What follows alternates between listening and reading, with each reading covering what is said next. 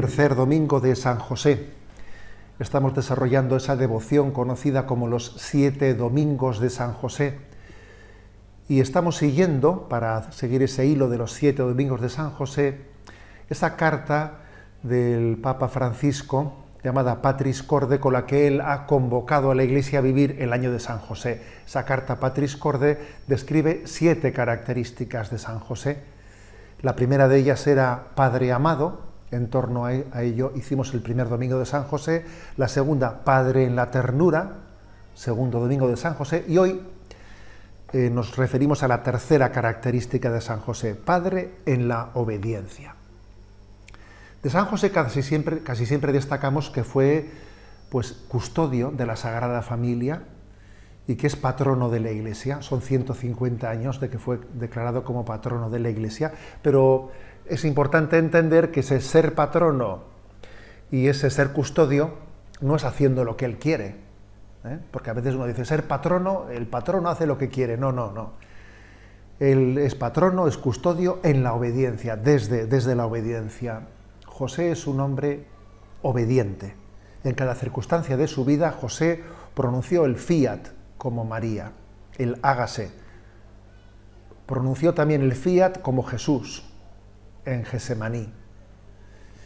Y además no solo fue un hombre obediente, sino que también en su papel de cabeza de familia enseñó a Jesús a ser obediente. Y esto es un gran misterio.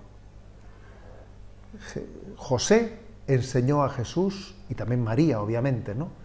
José y María enseñaron a Jesús la obediencia. Con su ejemplo le enseñaron a obedecer los mandamientos de Dios. ¿Por qué es tan importante subrayar esto, que José fue modelo de obediencia para Jesús? Porque la obediencia es algo clave en la redención de Jesucristo, porque Jesús nos salvó obedeciendo.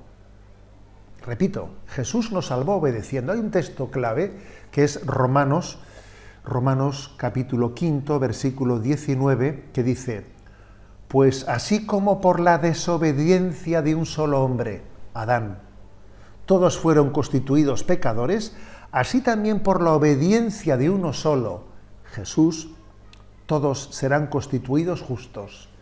La desgracia nos vino por la desobediencia y la gracia nos viene por la obediencia de Jesús. ¿Y quién enseñó a Jesús a obedecer? Obviamente Jesús, por una parte, conocía la voluntad del Padre porque tiene también una ciencia infusa como hijo de Dios que es, pero también conoció Jesús de José por un conocimiento humano. Jesús tenía 2 tipos de conocimiento, ¿no? Un conocimiento humano y un conocimiento divino. Y también, humanamente hablando, Jesús aprendió de José la obediencia. Cuando nosotros vemos un pasaje evangélico y en él pues, vemos que Jesús nos enseña, imaginémonos, ¿no? Pues, que no se entere la mano izquierda de lo que hace la derecha y nos pide que seamos discretos, que actuemos en humildad, en discreción. Uno dice, Jesús, eso que nos ha enseñado, ¿de dónde lo aprendió? ¿Lo aprendió de Dios Padre o lo aprendió de su padre en la tierra, de José? Posiblemente las dos cosas. Jesús aprendió de José la obediencia. Él se formó en la escuela del fiat, en la escuela del hágase de María, en la escuela del hágase de José. Entonces, repito, si uno se asoma a los evangelios, ve que José es el hombre de la obediencia. Casi siempre que se habla de José, se le está mandando, Dios le ordena en un imperativo cómo debe de actuar. Por ejemplo, no temas aceptar a María, tú le pondrás por nombre Jesús. José hizo lo que el ángel le había mandado: levántate, toma el niño contigo, huye a Egipto, quédate allí. Fijaros que son mandamientos que José, en la prontitud de su corazón, obedece rápidamente. También en los evangelios nos los presentan cumpliendo la orden del emperador César Augusto, que mandó que había que marchar al pueblo natal a empadronarse. Y José obedeció. Y también vemos cómo, cumpliendo las prescripciones de la ley como buen judío, pues cumplió los ritos de la circuncisión de Jesús, de la purificación de María, de la presentación del primogénito de Dios. José es un hombre de obediencia. Cada vez que aparece en los evangelios aparece obedeciendo. Él vivió la obediencia y enseñó a obedecer. Ciertamente es imposible enseñar a obedecer si uno no obedece. Menuda enseñanza es esa, ¿no? Él vivió obedeciendo. Y bajo la guía de José, Jesús aprendió a hacer la voluntad del Padre. Y dicha voluntad, la voluntad del Padre, se transformó en el alimento de Jesús. Jesús dice en un momento en el Evangelio de San Juan: mi alimento es hacer la voluntad de mi Padre. Y eso lo aprendió en buena medida de su padre José. ¿Por qué subrayamos tanto esto, este aspecto en este tercer domingo de San José? Mirad, hay un pasaje evangélico al que yo le tengo especial admiración y también le tengo respeto, que es ese momento en el que Jesús se encuentra con Pedro, después de la triple negación, después de que Jesús ya ha resucitado, se encuentra con Pedro y cuando le confía a la iglesia y le pide que él sea columna de su iglesia y que pastoree sus ovejas, le dice algo que es un misterio. Le dice: mira, cuando tú eras joven, tú mismo te ceñías e ibas a donde querías, pero cuando seas viejo, otro te ceñirá y te llevará a donde no quieras. Ven y sígueme. Que es como si le dijese: mira, cuando eras joven hacías muchas cosas buenas, pero las hacías a tu manera, según tu creer y conveniencia, ¿no?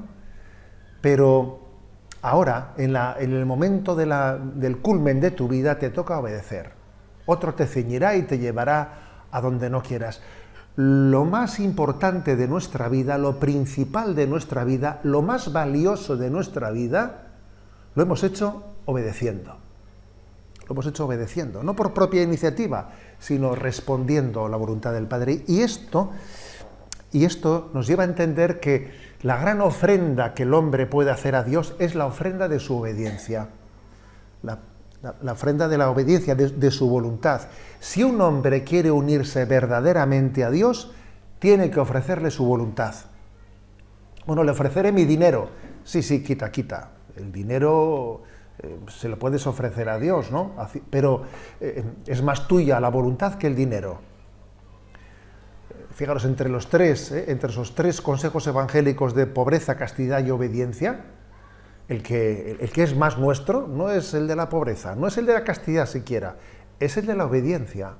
Es lo más interior al hombre, su propia voluntad, su propia libertad. Por eso, si un hombre quiere unirse a Dios, le tiene que hacer ofrenda de su voluntad, es decir, de su amor y de su obediencia. Pues es la voluntad la que ama y la que obedece. Permitidme que os refiera a una anécdota que, que de una manera muy gráfica subraya esto.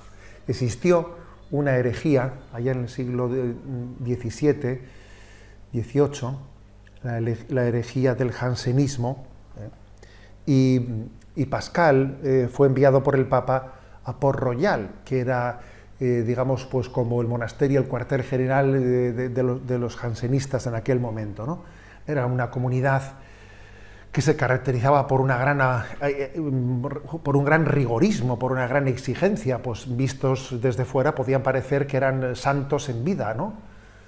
Y entonces, sin embargo, existían sospechas de que no eran conformes plenamente a la comunión de la Iglesia. El Papa le envía a Pascal para que vea de primera mano, para que en esa visita vea si verdaderamente ese monasterio de Port-Royal vive una vida conforme, ¿no?, a la comunión de Cristo. Y entonces, cuando Pascal hace un informe de ese monasterio, al Papa le dice: mire usted, son pobres como mendigos, tienen una pobreza ejemplar, dice, son puros como ángeles, ¿eh? Ahora, eso sí, son soberbios como demonios, ¿no?, les dice.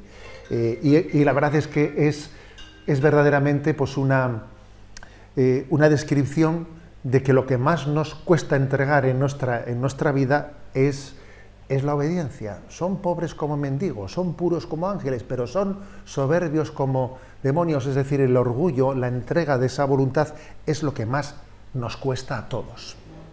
Dice Santo Tomás de Aquino que todas las obras de las virtudes no son meritorias ante Dios si no están hechas con espíritu de obediencia.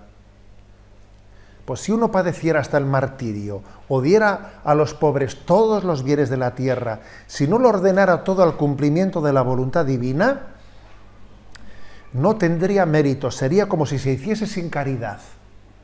Igual que dice San Pablo, lo que está hecho sin caridad no vale. Pues lo mismo cabe decir, lo que está hecho sin espíritu de obediencia no tiene valor salvífico, pues no puede haber caridad sin obediencia. Repito esto, no puede haber caridad sin obediencia.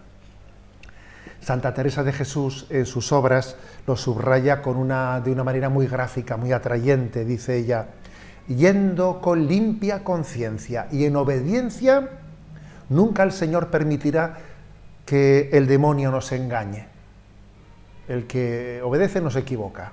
En todo caso se equivocará quien ha mandado. Dice, repito esta frase de Santa Teresa, yendo con limpia conciencia y en obediencia, no permitirá el Señor que el demonio nos engañe. Y dice también ella, no hay camino que más pronto lleve a la suma perfección que la obediencia. Y fijaros, ¿no? San Juan de la Cruz subraya cómo pues incluso puede acontecer, ¿no?, que una ascesis aparentemente heroica, sin embargo, si se hace sin obediencia, si se hace sencillamente por propio criterio y por propia voluntad, por amor propio, pues esa austeridad ascética pues sería, dice él, penitencia de bestias. Dice San Juan de la Cruz, sería penitencia de bestias, pero no tendría valor porque no ha nacido de la obediencia. Y Santa Teresa de Jesús dice, cuidado con las devociones de las personas que parecen muy devotas pero que no obedecen, que no se someten a obediencia. Dice, desconfiemos de eso. En el libro de las fundaciones, en el capítulo 6, tiene una expresión muy graciosa referida a una señora, a una mujer aparentemente muy devota, pero que no quería sujetarse a los consejos del confesor o del director espiritual, ¿no? Dice de ella, quisiera más verla obedecer a una persona que no tanta comunión. Vaya expresión de Santa Teresa de Jesús diciendo, ojo, no creo yo en una devoción que no esté sustentada en el espíritu de obediencia. Y igual que decimos que no creemos en la penitencia si no está unida a la obediencia, que no creemos en la devoción si no está unida a la obediencia, ni siquiera creemos, fijaros bien, en el espíritu apostólico, en el afán apostólico, en el supuesto trabajo ascético y apostólico, que si no va unido a la obediencia, aunque parezca en un momento determinado, ¿no?, pues muy llamativo, sin duda alguna finalmente será estéril, porque Dios no puede dar su gracia a aquello que no ha nacido de la obediencia. San Benito, en su regla, enseña cómo obedecer bien, en la regla, en el capítulo 5 de su regla, y dice, la obediencia solo será grata a Dios y dulce a los hombres cuando se ejecute lo mandado sin miedo, sin tardanza, sin frialdad, sin murmuración, sin protesta, porque la obediencia que se tributa a los superiores, al mismo Dios se tributa, dice San Benito en ese capítulo 5 de la regla, ¿no? Yo me atrevería a aplicar, ¿no?, estas características de la buena obediencia de San Benito a San José. Perfectamente nos podemos imaginar de qué manera San José cumplía estas características de la buena obediencia dadas por San Benito en su regla, ¿no? Él dice, para que la obediencia sea grata a Dios y dulce a los hombres, tiene que ser sin miedo, obedecer sin miedo. No tengas miedo a obedecer. Aquello que Dios te pide, aquello que Dios te manda, ha nacido de un corazón que te ama, un corazón amoroso. No tengas miedo a Dios, no tengas miedo a lo que Dios te pida. Sin tardanza. José escucha pronto la voz y interrumpe el sueño. interrumpe el sueño, se levanta y manos a la obra.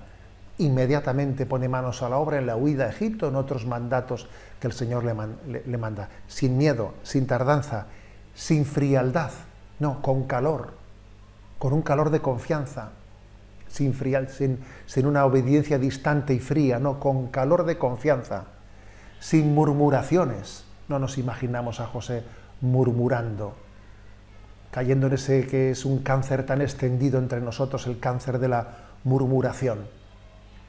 Obedecer murmurando es profanar la obediencia, sin protesta. Así nos enseña José a obedecer, y además nosotros solemos equivocadamente pensar que la obediencia es una característica de las psicologías inmaduras y débiles, que quien se siente inseguro, que quien es débil e inmaduro, pues recurre a la obediencia para buscar una seguridad, ¿no? Y es todo lo contrario. La obediencia es mucho más fácil en las personas maduras y fuertes. Quien es maduro, quien tiene una psicología fuerte, integrada, ese sabe obedecer. Por el contrario, quien es inmaduro, quien es débil, difícilmente vivirá la obediencia, porque no tiene la confianza, porque está lleno de miedos. Invocamos a San José como el hombre obediente, como el hombre que enseñó a obedecer a Jesús, como el hombre que nos muestra a todos nosotros el camino de la obediencia, el hombre del fiat, que pronunció un sí aunado con su esposa.